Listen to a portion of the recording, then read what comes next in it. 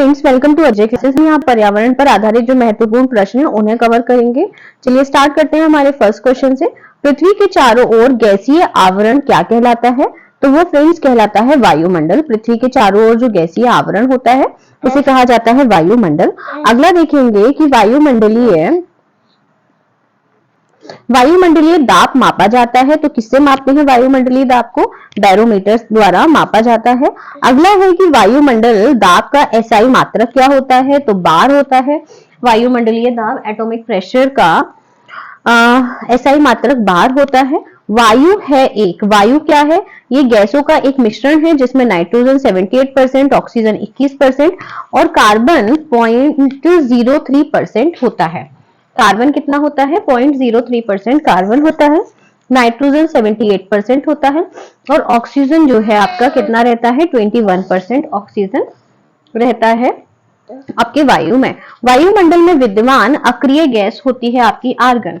वायुमंडल में विद्यमान अक्रिय गैस कौन सी है फ्रेंड्स? आर्गन है आपकी वायुमंडल में विद्यमान अक्रिय गैस। अगला है क्वेश्चन नंबर 6। भारत की जलवायु है तो उष्णकटिबंधीय मानसूनी जलवायु है फ्रेंड्स भारत की, क्योंकि भारत जो है भारत की मध्य से मकर रेखा होकर कर्क रेखा होकर निकलती है। अगला है हमारा कि वातावरण तथा जीवमंडल के बीच का संबंध कहलाता है, क्या कहलाता है? वातावरण तथा जीवमंडल के बीच का संबंध पारिस्थितिकी कहलाता है। तथा जीवमंडल के बीच का संबंध क्या कहलाता है? पारिस्थितिकी कहलाता है। वायुमंडल की सबसे निचली परत क्या कहलाती है? क्षोभ मंडल कहलाती है। वायुमंडल के नीचे की सबसे निचली परत क्या कहलाती है? क्षोभ मंडल। अगला देखेंगे फ्रेंड्स हम कि ये जो देखिए आप लिंक्स हैं इनके थ्रू आप हमारे ग्रुप से ऐड हो सकते हैं। अगला है फ्रेंड्स हमारा कि वायुमंडल की सबसे ऊपरी परत क्या कहलाती है? बहिर्मंडल कहलाती है। वायुमंडल से सबसे ऊपरी परत। शीतल बेटा तू, वायुमंडल की सबसे ऊपरी परत है आपकी बहिर्मंडल। क्षोभ मंडल की मोटाई में वृद्धि होती है, कैसे? ग्रीष्म ऋतु में होती है क्षोभ मंडल की मोटाई में वृद्धि। कब होती है फ्रेंड्स क्षोभ मंडल की मोटाई में वृद्धि? ग्रीष्म ऋतु में। और वायुमंडल की सबसे ऊपरी परत क्या है? आपकी बहिर्मंडल है। क्षोभ मंडल की मोटाई में वृद्धि होती है, कब होती है? ग्रीष्म ऋतु में जो है आपके क्षोभ मंडल की मोटाई में वृद्धि हो जाती है। क्षोभ मंडल में प्रति 165 मीटर तथा 1 किलोमीटर की ऊंचाई पर जाने पर ताप घटता है, क्रमशः कितना घटता है? 10 डिग्री सेंटीमीटर से 10 डिग्री सेंटीग्रेड तथा 6.40। फ्रेंड्स ये कुछ मिसप्रिंटिंग हो गया, इसको भी छोड़ देते हैं। अगला फ्रेंड्स आता है कि मौसमी घटनाएं घटती हैं। तो मौसमी घटनाएं आपकी कहाँ घटती हैं? ये क्षोभ मंडल में घटती हैं मौसमी घटनाएं।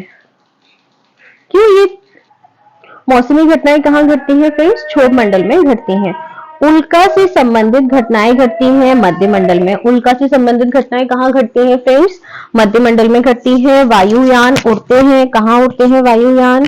समताप मंडल में उड़ते हैं वायुयान। कहाँ उड़ते हैं फ्रेंड्स? समताप मंडल में उड़ते हैं। रेडियो तथा संचार संबंधित है किससे? आयन मंडल से है। रेडियो तथा संचार संबंधित किससे है फ्रेंड्स? आयन मंडल से है। ग्रीन हाउस गैसें हैं कार्बन डाइऑक्साइड, CFC, CH4NO2, ये आपकी ग्रीन हाउस गैसेस हैं। अगला है कि वायु में जल की उपस्थिति कहलाती है आर्द्रता। वायु में जल की उपस्थिति क्या कहलाती है? आर्द्रता कहलाती है।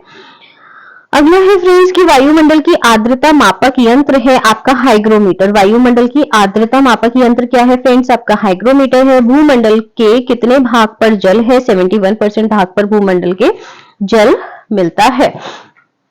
और वायुमंडल की आर्द्रता किससे मापी जाती है? मापक यंत्र है आपका हाइग्रोमीटर।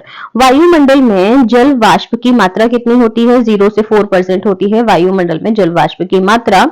जीवमंडल पर ऊर्जा का मूल स्रोत क्या है? सूर्य है जीवमंडल पर ऊर्जा का मूल स्रोत। क्या है फ्रेंड्स आपका जीवमंडल पर ऊर्जा का मूल स्रोत? सूर्य है। सौर विकिरण का पृथ्वी पर पहुंचता है कितना? 51% पहुंचता है सौर विकिरण का पृथ्वी पर। सौर विकिरण का पृथ्वी पर कितना पहुंचता है फ्रेंड्स? 51% पहुंचता है। संवहनीय वर्षा होती है कहां पर? विषुवतीय क्षेत्र में संवहनीय वर्षा होती है। कहां होती है फ्रेंड्स? विषुवतीय क्षेत्र में। अधिकतम वर्षा कहां होती है? ये भी विषुवतीय क्षेत्र में होती है क्योंकि वहां संवहनीय वर्षा होती है। पछुआ हवाओं के कारण होती है चक्रवाती वर्षा। जो आपकी पछुआ हवाएं होती है इनके कारण कौन सी वर्षा होती है? चक्रवाती वर्षा होती है। अगला देखेंगे फ्रेंड्स हम क्वेश्चन नंबर 26। न्यूनतम वर्षा होती है ध्रुवीय क्षेत्रों में। न्यूनतम वर्षा कहां होती है फ्रेंड्स? आपके पोलर एरिया में, ध्रुवीय क्षेत्रों में न्यूनतम वर्षा होती है। पछुआ हवा कहलाती है गरजत चालीसा। गरजता चालीसा कहलाती है आपकी पछुआ हवाएं। अगला देखेंगे कि फेरल का नियम संबंधित है पवनों की दिशा से। फेरल का नियम किससे संबंधित है फ्रेंड्स? पवनों की दिशा से संबंधित है फेरल का नियम। महासागरों की औसत गहराई कितनी होती है? 4000 मीटर होती है महासागरों की औसत गहराई। समुद्री जल की औसत लवणता कितनी है? 35% होती है समुद्री जल की औसत लवणता। समुद्री जल में पाया जाता है, क्या पाया जाता है समुद्री जल में? सोडियम क्लोराइड पाया जाता है। सर्वाधिक लवणता किस झील में है? तो ये है आपकी वॉन झील जो आपके टर्की में है। 330 ppm है पर 1000 लीटर पे, ठीक है। यह है आपकी सर्वाधिक लवणता कहां? वॉन झील में। जल राशि का स्वच्छ भाग है कितना है? जल राशि का स्वच्छ भाग 2.5% है। जल राशि का स्वच्छ जल भाग कितना है फ्रेंड्स? 2.5% है। ये आप अच्छे से याद रखना कि जो अर्थ पर टोटल जल मिलता है उसमें से स्वच्छ जल कितना है? तो वो है आपका ओनली 2.5%। अगला है आपका कि ग्रेनाइट, डोलोराइट और बेसाल्ट कैसी चट्टाने हैं? ये आग्नेय चट्टाने हैं। ग्रेनाइट, डोलोराइट और बेसाल्ट कैसी चट्टाने हैं फ्रेंड्स? आग्नेय चट्टाने हैं आपकी। ग्रेनाइट, डोलोराइट और बेसाल्ट कैसी चट्टाने हैं? आग्नेय चट्टाने हैं। अच्छे से याद कर लीजिए, पूछा जाता है कि ग्रेनाइट है आपकी, दूसरा आपकी डोलोराइट है और तीसरा है बेसाल्ट। ये सारी कैसी चट्टाने हैं? ये आग्नेय चट्टाने हैं। अगला क्वेश्चन है फ्रेंड्स हमारा कि शेल, चूना पत्थर, कांग्लोमरेट और कोयला है कैसा है? क्या है ये अपशादी चट्टाने हैं। शेल, चूना पत्थर, कांग्लोमरेट और कोयला क्या है ये फ्रेंड्स? ये अपशादी चट्टाने सेडिमेंट्री रॉक हैं, ठीक है। अपशादी चट्टाने कौन सी हैं आपकी? सेडिमेंट्री रॉक्स कौन सी हैं? शेल, चूना पत्थर, कांग्लोमरेट और कोयला, ये है फ्रेंड्स आपकी सेडिमेंट्री रॉक। और आपकी जो आग्नेय ग्रेनाइट है, डोलोराइट है और बेसाल्ट है, ये है आपकी कौन सी? आग्नेय चट्टान है। आप यहाँ पर एक ये ट्रिक लगा सकते हो कि सबके लास्ट में देखो आपको टा देखने को मिल रहा है।